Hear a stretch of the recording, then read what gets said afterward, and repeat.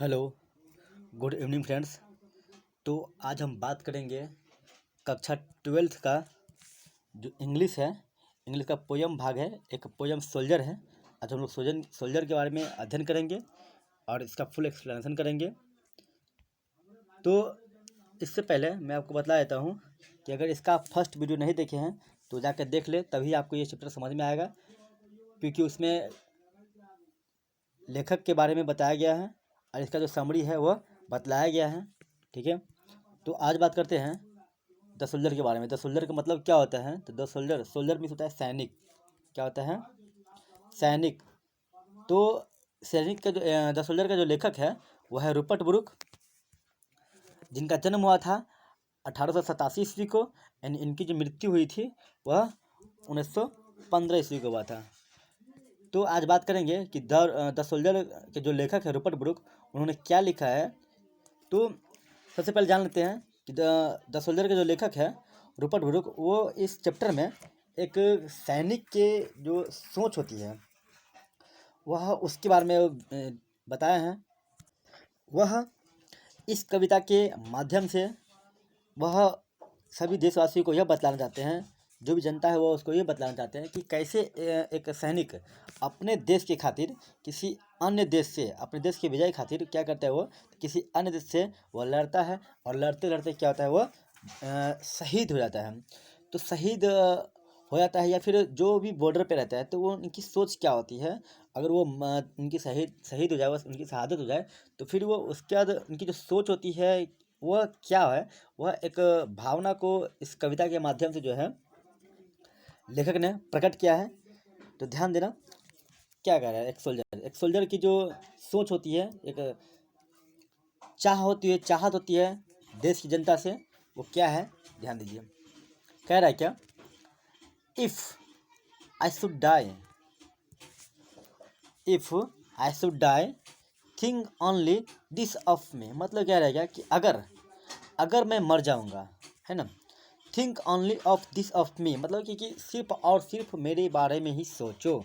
मतलब लेखक कह रहे क्या, एक सोल्जर की क्या चाहत होती है कि अगर मैं देश की रखवाली कर रहा हूँ और रखवाली करते करते या फिर किसी युद्ध में मैं चला गया और युद्ध करते करते अगर मैं मर गया, क्योंकि मैं आपको बताया तो यह जो पोयम लिखा गया था, यह एक जब फर्स्ट वर्ल्ड वार हुआ था, है ना, उस समय यह देशभक्ति जगाने का काम किया था। यह कविता राष्ट्रभक्ति, देशभक्ति, देश के प्रति युद्ध लड़ने की भावना जागृत किया था इस कविता ने। तो इस कविता में क्या था, जरा ध्यान देना। तो अगर एक सैनिक की क्या चाहत होती है अपने देश के जनता से कि अगर मैं मर जाऊं, if I should die think only this of me, सिर्फ और सिर्फ मेरे बारे में ही सोचो। ठीक है, that there's some corner of foreign fields that is for ever England. मतलब एक सैनिक का जो सोच है, चाहत क्या है कि अगर मैं शहीद हो जाऊंगा लड़ते लड़ते, तो सिर्फ और सिर्फ देश की जनता से कह रहा है कि सिर्फ और सिर्फ मेरे बारे में ही सोचो। देश के जो भी लोग हैं उनसे अपील कर रहे हैं, उनकी चाहत है कि क्या, कि सिर्फ और सिर्फ मेरे बारे में सोचो। और कहते क्या है कि that there some corner of foreign field, मैं जहाँ मरूंगा, जहाँ मेरी शहादत होगी, मैं जहाँ शहीद हो जाऊंगा, तो जैसे मान गए ये अपने देश से है, अपने देश से वो इंग्लैंड से मतलब किसी अन्य देश में से लड़ाई किया, है ना। तो अगर मान गए कि हमारे देश अगर यहाँ हुई, या फिर जिस भी देश, किसी देश से बाहर किसी भी देश में हुई, या फिर अपने देश के अगल बगल वाले इलाके में, या फिर बॉर्डर पे कहीं पे भी मृत्यु हुई, तो वो जो भाग है, अगर मान गए कि यहाँ देश से, इस देश से गया अगला देश से लड़ने के लिए, ठीक है, और वहाँ इनकी मृत्यु हो गई, शहीद हो गए, तो शहीद होने के बाद उनकी चाहत क्या है कि जो फील्ड है फॉरेन फील्ड है, वह सिर्फ और सिर्फ किसका हो जाए, तो वह that is for ever England, वह हमेशा के लिए किसका हो जाए, तो वह हमेशा के लिए फॉर एवर इंग्लैंड का हो जाए। क्यों इंग्लैंड का होगा, हम लोग इसे पढ़ते हैं। हम क्यों, अगर क्या चाहत क्या है। There shall be in that rich earth in richer dust concealed. इसका मतलब क्या होता है, ध्यान देना। इसका मतलब होता है मिला होना, मिल जाना, इसका मतलब।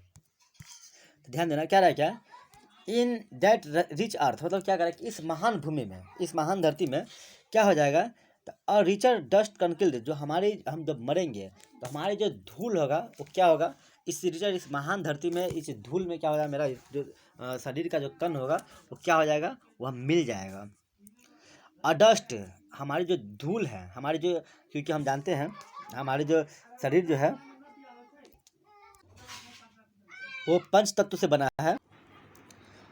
अडस्ट होम इंग्लैंड बोर शिफ्ड मेड अवेड, इनकी चाहत क्या, इनकी मंशा क्या है कि अगर इन केस ऑफ डेथ, अगर हमारी जो मतलब डेथ हो जाती है, हम शहीद हो जाते हैं, ठीक है, तो मैं जहाँ पे, जो ज़मीन पे मैं मरूँ, जिस जगह पे मैं मरूँ, मैं जिस विदेशी कॉर्नर पे मरूँ, जिस विदेश में मरूँ, तो वहाँ का जो, जहाँ पे मैं मरा रहूँ, तो उसका छोटा सा कॉर्नर जो है वो किसका हो जाए, वह इंग्लैंड का हो जाए।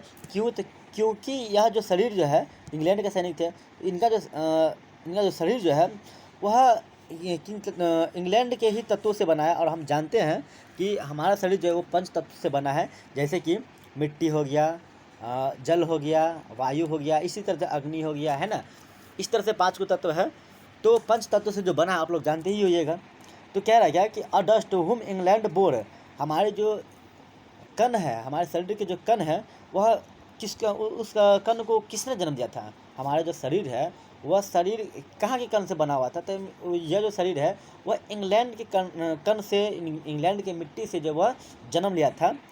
डस्ट टूम इंग्लैंड बोरा, मतलब ये कह रहे क्या कि हमारे जो, जब हम मरेंगे, ठीक है, हमारी शहादत होगी, तो हमारा शरीर जहाँ पे पड़ा रहेगा, ये देखिए, जैसे मान गए कि ये जो बॉडी है, तो ये जो बॉडी, ये भाग जो है, ये भाग पूरा नहीं चाहिए, लेकिन ये भाग जो है यह सिर्फ और सिर्फ किसका हो जाए, तो हम जिस, हमारा जो शरीर है, मैं जिस देश का हूँ उस देश का हो जाए। तो इसमें जो है लेखक बोल रहे हैं क्या कि हम जहाँ मरे, जहाँ शहादत हो, वह जो छोटा सा कॉर्नर जो फॉरेन फील्ड जो है वो हमेशा किसके लिए, किसका हो जाए, सिर्फ और सिर्फ इंग्लैंड का हो जाए। क्यों हो जाएगा, तो क्योंकि हमारा जो शरीर है वह इंग्लैंड के कणों से बना है, ठीक है, इसीलिए जो ये कण जो है, ये जो मिट्टी है, यहाँ का मिट्टी, वह किसका हो जाए, तो वह इंग्लैंड का हो जाए, ठीक है।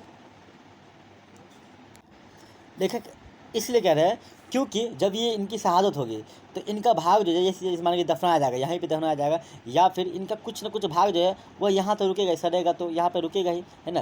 तो यह इनका जो कुछ ना कुछ अवशेष यहाँ पे जो है वह रुक जाएगा। तो इस पर किसकी हक होनी चाहिए, तो यह इसकी, जिस देश का सैनिक होगा उसकी हक होनी चाहिए। क्यों, तो क्योंकि वह सैनिक का जो शरीर है वह उस देश का मिट्टी ने बनाया है, उसको वह उसी देश के मिट्टी से वह जन्म लिया है ना। कह रहेगा कि शेप्ड, आकार दिया है ना, जन्म दिया हुआ है वहाँ की मिट्टी, वहाँ के जो वातावरण ने मुझे शेप दिया, वहाँ की मिट्टी ने मुझे आकार दिया है। और फिर क्या करा है, मेड अवेयर, मुझे मेड अवेयर से जागरूक बनाना, मुझे जागरूक बनाया, मुझे उस लायक बनाया है ना। कहाँ की मिट्टी, तो इंग्लैंड की मिट्टी ने। गेव, दिया, वंस, एक बार, हर फ्लावर्स टू लव, अपने फूल दिया, किस चीज़ करने के लिए, तो वह लव करने के लिए अपने फूल दिया। हर वे टू रोम, और क्या दिया, तो रास्ता दिया, किस चीज़ के लिए, तो वह घूमने के लिए वह रास्ता दिया। आई मीन कहने का मतलब ये है कि मैंने वहाँ जन्म लिया। लेखक कह रहे हैं क्या कि एक सैनिक जो है वह इंग्लैंड का है और इंग्लैंड में ही बड़ा है, पला है, वहीं की जो मिट्टी है उसको जन्म दिया, आकार दिया, घूमने का हर चीज़ दिया, मतलब ए टू जेड सब चीज़ दिया। तो उस पर हक किसका होना चाहिए, जिससे मान के अगर यहाँ पे वो डेथ कर गया, इस जमीन पे किसका हक होना चाहिए, तो जो छोटा सा कॉर्नर है वह इस इंग्लैंड का हो जाए, वो अपील कर रही है इससे, ठीक है।